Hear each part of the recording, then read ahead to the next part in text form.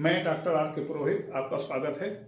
आज राजनीतिक संप्रेषण या राजनीतिक संचार, पॉलिटिकल कम्युनिकेशन पर चर्चा हो। संचार, दुनिया में जितने भी प्राणी हैं, सभी प्राणियों में संचार की व्यवस्था होती है। दुनिया में जितने भी प्राणी हैं, सभी प्राणी आपस में किसी न किसी प्रकार से बातें करते हैं। उनके बीच संचार व्यवस्था है और वे एक दूसरे की बातों को समझते हैं। लेकिन मनुष्य एकमात्र ऐसा प्राणी होता है जिसे प्रकृति ने या कहिए ईश्वर ने वाणी की शक्ति प्रदान की है। विचार अभिव्यक्ति की शक्ति उसको मिला हुआ है और इसी विचार अभिव्यक्ति की शक्ति के कारण दुनिया में अन्य सभी प्राणियों पर शासन करने की क्षमता रखता है। यह विचार अभिव्यक्ति की स्वतंत्रता इसीलिए समस्त स्वतंत्रताओं में सर्वाधिक महत्वपूर्ण स्वतंत्रता मानी जाती है। व्यक्ति के कई प्रकार के अधिकार हो सकते हैं, कई प्रकार की स्वतंत्रताएं हो सकती हैं, लेकिन एकमात्र विचार अभिव्यक्ति की स्वतंत्रता ऐसी स्वतंत्रता होती है जिसके बिना मनुष्य नहीं रह सकता। वह मशीन का पुर्जा मात्र बनकर रह जाता है। क्योंकि आप खुद इस चीज को अनुभव करिए। यदि आप किसी मोहल्ले में गए, वहां पर कोई अप्रिय स्थिति उत्पन्न हुई, आपके साथ दो बातें हुई, हो सकता है आपके साथ मारपीट भी हुई, वहां पर आप अकेले हैं, वहां पर बाकी लोगों का, आपके विरोधियों का झुंड है, समूह है, आप अकेले कुछ नहीं कर सकते। लेकिन जब वहां से आप भागते हैं तो दौड़ते हुए फिर भागते भागते आप चिल्लाकर कहते हैं, अच्छा बेटा आना मेरे मोहल्ले में, मैं तुमको देख लूंगा। ये विचार अभिव्यक्ति है। आप वहां पर कुछ नहीं कर सकते, लेकिन आप अपनी बातें कह करके, अपने मन के गुबार को व्यक्त करके अपना आक्रोश अभिव्यक्त करते हैं। यह जो विचार अभिव्यक्ति की स्वतंत्रता है, मनुष्य को एक हाड़ मांस के पुतले को मनुष्य बनाता है। यह सभी प्रकार की शक्तियों से युक्त कर देता है। विभिन्न राजनीतिक व्यवस्थाओं में या विभिन्न शासन व्यवस्थाओं में उस शासन व्यवस्था को सर्वश्रेष्ठ माना जाता है जहां विचार अभिव्यक्ति की स्वतंत्रता होती है। इसी में समाचार पत्रों की स्वतंत्रता या जन संचार माध्यमों की स्वतंत्रता को सर्वाधिक महत्वपूर्ण माना जाता है। 1975 से 77 के बीच जब भारत में आपातकाल चल रहा था, तो उस समय अनेक ऐसे कार्य हुए जो इसके पहले कभी नहीं हुए थे, जो कि भारत की प्रगति के प्रतीक थे। भारत की प्रगति इस अवधि में बहुत हुई। अनेक अनुशासन संबंधी कार्य हुए। अनुशासन को बहुत ही महत्वपूर्ण माना गया।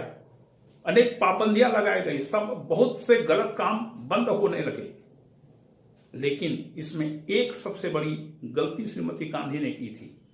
वह गलती क्या थी? विचार अभिव्यक्ति की स्वतंत्रता को उन्होंने प्रतिबंधित कर दिया था और यही उनकी हार का सबसे बड़ा कारण था। 1991 में सोवियत संघ का विघटन हो गया, साम्यवादी व्यवस्था खत्म हो गई। अन्य कारण जितने भी महत्वपूर्ण हों, हम राजनीति विज्ञान के विद्यार्थी हैं, इसलिए हम कहेंगे कि दुनिया में साम्यवादी व्यवस्था के विघटन का सबसे बड़ा कारण यही है कि वहां पर विचार अभिव्यक्ति की स्वतंत्रता नहीं दी जाती। यह दुनिया में जहां कहीं साम्यवाद समाप्त हुआ, सबसे बड़ा कारण था विचार अभिव्यक्ति की स्वतंत्रता को समाप्त किया जाना। आज चीन में भी यही स्थिति है। वहां पर विचार अभिव्यक्ति की स्वतंत्रता लोगों को बिल्कुल नहीं है। तो भले ही आज चीनी लोग इस चीज को समझते हों, व्यक्त नहीं कर पा रहे हों, लेकिन विचार अभिव्यक्ति की स्वतंत्रता का दमन करना शक्ति पर आधारित शासन का प्रतीक है और शक्ति पर आधारित कोई भी शासन स्थायी नहीं रह सकती। तो प्रत्येक राजनीतिक व्यवस्था के लिए, दुनिया के सभी देशों के लिए यह आवश्यक है कि वहां पर विचार अभिव्यक्ति की स्वतंत्रता कायम रहे। हर परिस्थिति में भले ही अनेक नियंत्रण लगाए जा सकते हैं, क्योंकि कोई भी स्वतंत्रता या अधिकार बिना नियंत्रण के काम नहीं कर सकता। प्रत्येक अधिकारों में, प्रत्येक स्वतंत्रताओं में नियंत्रण का होना आवश्यक है, लेकिन विचार अभिव्यक्ति की स्वतंत्रता होनी चाहिए। यह प्रत्येक व्यवस्था के लिए अनिवार्य है। तो जो सामान्य संचार है, हम अपनी बातों को दूसरे तक पहुंचाते हैं। हम पर्यावरण से जानकारी प्राप्त करते हैं और उस जानकारी को अन्य लोगों तक पहुंचाते हैं। यह जो अपनी बात दूसरों तक पहुंचाना, इसी को ही संचार कहते हैं। और यदि इसमें राजनीति का शब्द जोड़ दिया जाता है, इसके राजनीतिक पहलू पर जब हम विचार करते हैं, तो उसे राजनीतिक संचार या राजनीतिक संप्रेषण कहा जाता है। यह संचार मनुष्यों में 3 प्रकार से हो सकता है, या तो शब्दों से, या हाव भाव से, या इशारों से। ये 3 प्रकार से हम अपनी बातों को दूसरों तक पहुंचाते हैं। इस संचार की अवधारणा को मायरन वीनर ने राजनीति विज्ञान के क्षेत्र में इसको सबसे पहले संचार को मायरन वीनर ने इसको अवधारणा को प्रतिपादित किया। इसके बाद यह राजनीति विज्ञान में आया। वीनर क्या कहता है देख लीजिएगा। संचार को पहले देखते हैं, फिर आते हैं राजनीतिक संचार में।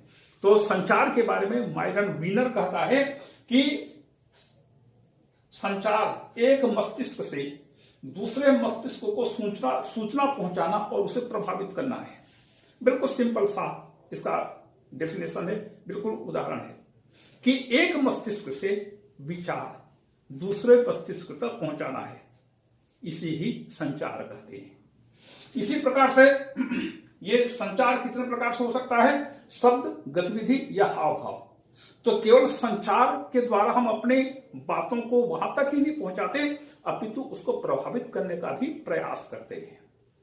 इसी प्रकार से रॉबर्ट नाथ कहता है कि जीवन में पर्यावरण से जानकारी ग्रहण करना। आपको कई प्रकार की जानकारी प्राप्त होती है, कई प्रकार के स्रोतों से आपको जानकारी की प्राप्ति होती है, और उस जानकारी का पर्यावरण से तालमेल बनाना। जो जानकारी आपको मिली उसके बारे में उस जानकारी का पर्यावरण के साथ तालमेल करना कि पर्यावरण के विपरीत तो नहीं है या पर्यावरण के अनुकूल तो है कि नहीं। तो तालमेल करना और बाह्य पर्यावरण के साथ प्रभावी ढंग से रहने की प्रक्रिया है। जब तक आपके पास जो जानकारी है उस जानकारी का तालमेल बाह्य पर्यावरण के साथ नहीं हो पाता, तब तक आप अच्छी तरह से जीवन यापन नहीं कर सकते। एक तानाशाही व्यवस्था में रहने वाला व्यक्ति जब उसे स्वतंत्रता के बारे में जानकारी मिलती है, जब उसे अधिकारों के बारे में जानकारी मिलती है, बाह्य पर्यावरण के साथ तालमेल उसके मन मस्तिष्क में है कि स्वतंत्रता और अधिकार व्यक्ति के लिए आवश्यक है, लेकिन बाह्य पर्यावरण मतलब तानाशाही व्यवस्था उसको इस बात की इजाजत नहीं देती, तब उस पर क्या प्रतिक्रिया होगी आप जरा सोच करके देख लीजिएगा। आपको विचार अभिव्यक्ति की स्वतंत्रता नहीं है क्योंकि देश की व्यवस्था ऐसी है, तो तालमेल जरूरी है। जब तक तालमेल नहीं होगा आपको प्राप्त जानकारी का उस पर्यावरण के साथ, तब तक आप अच्छी तरह से काम नहीं कर सकते। अब देखें राजनीतिक संचार के बारे में। लुसियन पाई कहता है कि राजनीतिक संचार राजनीतिक व्यवस्था में गतिशीलता, राजनीतिक व्यवस्था को गतिशील बनाने के लिए और सक्रियता के ऐसे माध्यम और प्रभाव धाराएं हैं। सक्रियता और गतिशीलता, क्योंकि जब तक सक्रिय नहीं होगा, जब तक राजनीतिक संचार के द्वारा आपको जानकारी प्राप्त नहीं होगी, जब तक आपको विभिन्न प्रकार की सूचनाएं नहीं मिलेंगी या राजनीतिक व्यवस्था तक जब तक कोई सूचना नहीं मिलेगी, तब तक उसमें न तो गतिशीलता आएगी और न ही राजनीतिक व्यवस्था गतिशील रह सकती है। तो राजनीतिक व्यवस्था को सक्रिय बनाने, उसे गतिशील बनाने के लिए माध्यम और प्रभाव धाराएं हैं, जिससे राजनीतिक व्यवस्था के विभिन्न भाग अंतरक्रियाशील होते हैं। राजनीतिक व्यवस्था के अनेक भाग होते हैं। इन भागों तक जब सूचना पहुंचती है, राजनीतिक संचार जब अनेक प्रकार की सूचनाएं वहां तक पहुंचती हैं, तो व्यवस्था के विभिन्न भाग अंतरक्रियाशील होते हैं। कैसे अंतरक्रियाशील? जैसे विद्युत विभाग है, विद्युत विभाग तक सूचना पहुंची, अमुक स्थान पर लाइट नहीं है, बहुत समय से वहां पर लाइट ऑफ है। जब सूचना मिलती है तो इस काम को करने वाले जो विभिन्न विभाग हैं, ये सब विभाग फिर आपस में मिल करके लाइट वहां पर चालू करने का प्रयास करते हैं। तो जब संचार के द्वारा आपको जानकारी मिलती है, तो जानकारी मिलने के बाद वहां पर फिर गतिशीलता उत्पन्न होती है, वे सक्रिय होते हैं, फिर गतिशीलता होती है। तो राजनीतिक व्यवस्था को गतिशील बनाए रखने के लिए, उसे सक्रिय करने के लिए राजनीतिक सूचनाओं का आदान प्रदान होना आवश्यक है। इसी प्रकार से कार्ल डायच कहता है कि राजनीतिक संचार वह साधन है, एक साधन है जिनसे राजनीतिक व्यवस्था राजनीति के विभिन्न पहलुओं पर आवश्यक सूचनाएं प्राप्त करती है। राजनीतिक संचार के माध्यम से राजनीतिक व्यवस्थाएं विभिन्न प्रकार की सूचनाएं प्राप्त करती हैं, उन पर निर्णय लेती हैं और निर्णय लेने के बाद उनको क्रियान्वित करती हैं। जब तक राजनीतिक व्यवस्था के पास सूचनाएं नहीं आएंगी, तब तक राजनीतिक व्यवस्था जो भी काम करेगी वह एक पक्षीय होगी। 1885 के पहले जब कांग्रेस की स्थापना नहीं हुई थी, 1857 में प्रथम स्वतंत्रता संग्राम लड़ा गया। इस स्वतंत्रता संग्राम की समाप्ति के बाद अंग्रेजों ने इस पर अध्ययन किया कि क्या कारण है कि भारत में रहने वाले लोगों ने विद्रोह किया, आंदोलन किया, रक्तमय संघर्ष हुआ, क्यों हुआ। तो अनेक बातों में एक बात और उभर करके सामने आई कि जो अंग्रेज उन भारतीयों पर शासन कर रहे हैं, उन अंग्रेजों को नहीं पता कि जनता को क्या चाहिए, और जनता भी अपनी बातों को वहां तक शासक के पास पहुंचा नहीं पा रही है। तो एक ऐसा कोई माध्यम होना चाहिए जिस माध्यम से भारतीय जनता अपनी बातों को सरकार तक पहुंचाए, और इसलिए इंडियन नेशनल कांग्रेस की स्थापना हुई। तो राजनीतिक संचार के द्वारा राजनीतिक व्यवस्थाओं के पास सूचनाएं पहुंचती हैं, उन सूचनाओं के संदर्भ में राजनीतिक व्यवस्था निर्णय लेती है और उन निर्णयों को क्रियान्वित करती है। इसी को ही कार्ल डायस ने राजनीतिक संचार का नाम दिया है। यह राजनीतिक सूचना, राजनीतिक संचार, सूचना और जानकारी का राजनीतिक व्यवस्था के आर पार संप्रेषण है। पूरे राजनीतिक व्यवस्था में राजनीतिक सूचनाएं पहुंचती हैं संचार के माध्यम से, और इसी प्रकार से आर पार सूचनाओं का जब संप्रेषण होता है उसे राजनीतिक संचार का नाम दिया जाता है। और राजनीतिक व्यवस्थाओं में सूचनाओं का आना, राजनीतिक व्यवस्था में, किसी भी राजनीतिक व्यवस्था में सूचनाओं का आना, उनका संसाधन करना, मतलब उसको रिफाइन करना, अच्छा बनाना, जो काम किए हैं उसके आधार पर निर्णय लेना, उन निर्णयों को क्रियान्वित करना, जो अनावश्यक सूचना है उसको अलग कर देना, यह संसाधन है, संसाधित करना है। तो राजनीतिक व्यवस्था में सूचनाओं का आना बहुत जरूरी है। जब राजनीतिक व्यवस्था में कोई सूचना आती है तब राजनीतिक व्यवस्था उसके बारे में आवश्यक निर्णय लेती है और उन निर्णयों को फिर क्रियान्वित करने का काम करती है। इसके बाद संचार प्रक्रिया। संचार प्रक्रिया के अंतर्गत 5 चीजें हैं। एक है स्रोत, दूसरा है संदेश, तीसरा है मार्ग, चौथा है दर्शक, पांचवा है प्रतिक्रिया। यह संचार प्रक्रिया के 5 तत्व होते हैं।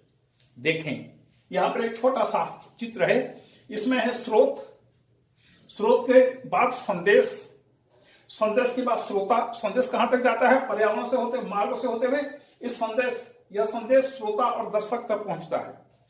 श्रोता और दर्शक तक पहुंचने के बाद उसके बाद में प्रतिक्रिया उत्पन्न होती है और यह प्रतिक्रिया के रूप में फिर से स्रोत तक पहुंचती है। यह संचार माध्यम।